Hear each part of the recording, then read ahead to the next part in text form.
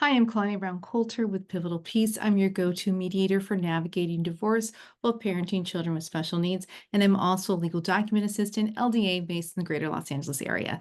Welcome to Start Your Divorce Thursdays. Today we're talking about the petition. That starts everything. Yeah, there's other forms that go along with step one, but let's talk about this one. So let me share my screen so that you can see exactly what you need to do. So on your petition, what you're going to do is you're going to make sure you put your name, your real name, your legal name. Okay, don't be coming up with no nicknames. I'm joking.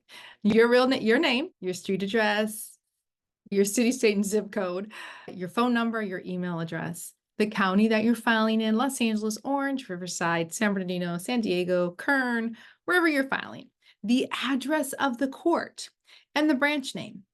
Because, you need to know that when you're filing in LA County Court, you're filing at Stanley Mosque, or you're filing at Van Nuys, or you're filing at Pasadena. Okay, if you don't know the branch name, that's okay. You want to put your name and your spouse's name. It's usually a good idea to put more than one name. So instead of, Charles Jones, that might be kind of common. You might want to throw in a middle initial there or the actual middle name. Whatever names you put here are going to be the names that need to stay consistent on your paperwork. If you put Charles D. Jones on this paperwork and then on your final divorce submission where you're ready to file and finalize your divorce, you put just Charles Jones, they will kick that back to you. I know, they know it's you, but they want the name exactly right. Just do what they ask. Do what they ask, and you will get divorced. So just keep a note. How did I put my name on here? And you can do that by keeping a copy of this. Fill this out. Get it submitted to court. Keep a copy. Please keep a copy. And then what are you filing for? Are you filing for a divorce or a legal separation? We're not even going to talk about an annulment. That is really hard to get. And then is it a marriage or domestic partnership? If you were in a domestic partnership and now are married and want a divorce, you're going to be terminating both of those statuses. So you're either going to mark that we are married or we're in a domestic partnership. Now here for the respondent, for the petitioner and the respondent, one of you needs to be a resident of the state for 6 months and a resident of the county for 3 months. Most of the, a lot of times both of these boxes are checked, but let's say you're the petitioner and you move to Las Vegas, but your spouse still lives here in LA, then you would just click that the respondent, that's your spouse, is a resident of this state. Great, you have jurisdiction, the court has jurisdiction, you can file here in Los Angeles. Then you're going to go down to your date of marriage. Please know the date of marriage. People get this wrong. I know people get it wrong. People get it wrong. The date of marriage. Get it down. Double check it if you're not sure. Check your calendar. And the date of separation. Now, sometimes people fight about this because the date of separation in California, you're not legally separated, but the way the state looks at it is that at that point, separate property starts. Community ends and separate property begins. So this could be the date you left. It could be today because you're filling this out today. It could be dated 2 weeks ago because that's when you told your spouse that you wanted a divorce.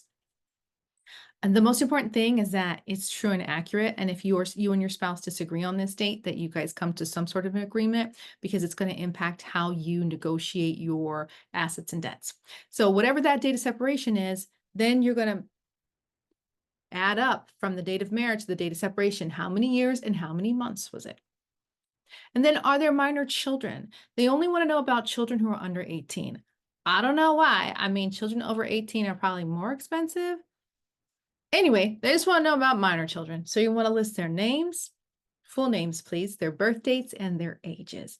I did have a lady who was so mad at her husband because her husband did not get their youngest daughter's middle name spelled correctly or her birth date correctly. Oh, she was mad. You gotta know. You gotta know. If you've got more kids than you can list on this form, that's okay too. You can add an attachment. No problem.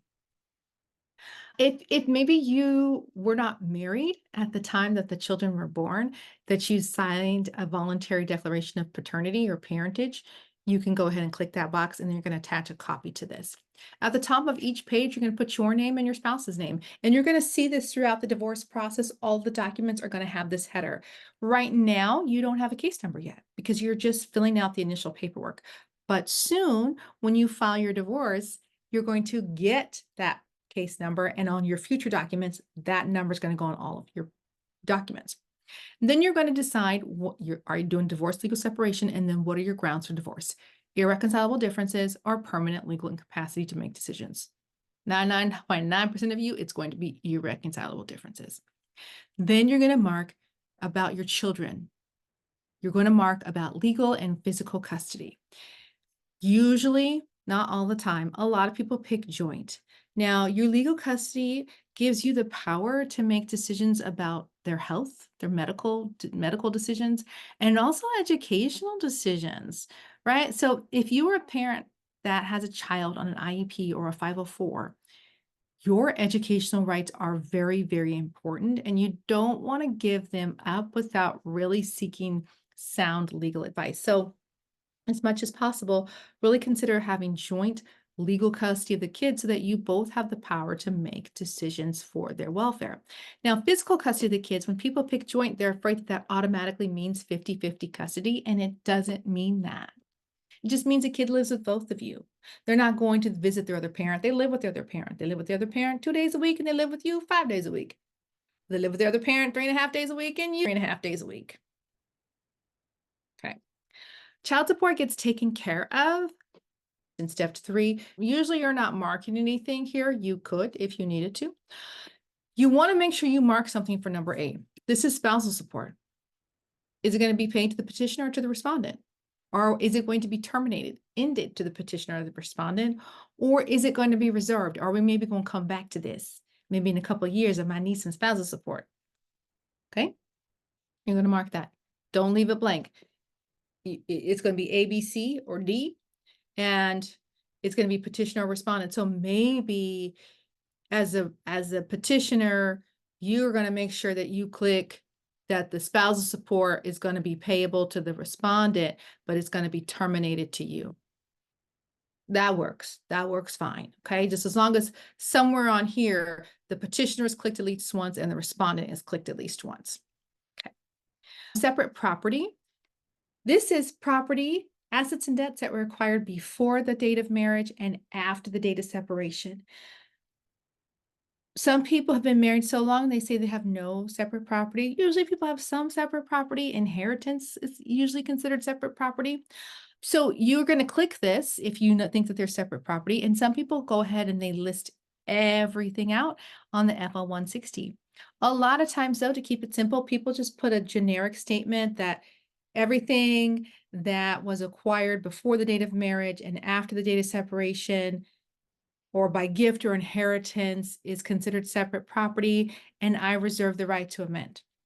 And then they go into more details in step 2, and then finally in step 3. And that keeps this process, this step 1, it keeps it from taking too long for you to fill out.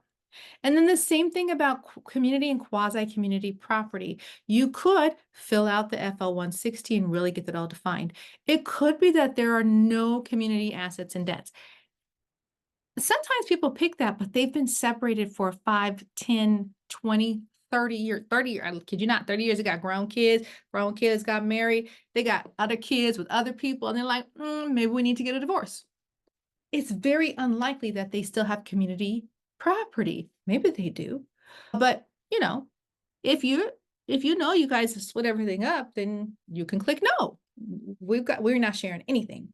If you're not sure, you can click here and do the FL-160 or do another generic statement that just really says the same thing of like everything, that was acquired from the date of marriage to the date of separation. And then I can amend that if I, according to proof. We could talk about this later.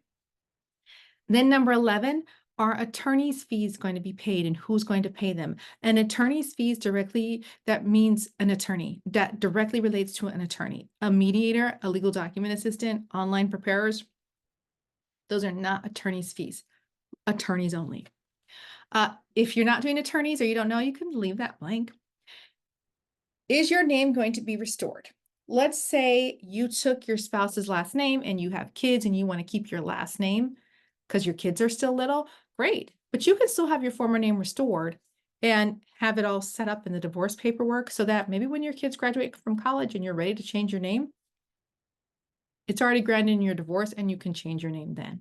Any other things that you want the court to consider, you can list here. And then you're going to put your name on here. You're going to sign it and date it, and you're going to get that filed with the court. So filling out your petition does not have to be a long, complicated process. You can do it relatively quickly. There are other steps to filling out. Step one, there's summons, there's the UCCJEA, there's the local form, but the petition is what you really want to focus on right now because it's saying, hey, court, I want to get a divorce. Can I? Mother, may I please? All right. If you have any questions, drop them below. Don't forget to like and subscribe, and I'll see you next week. Thanks so much.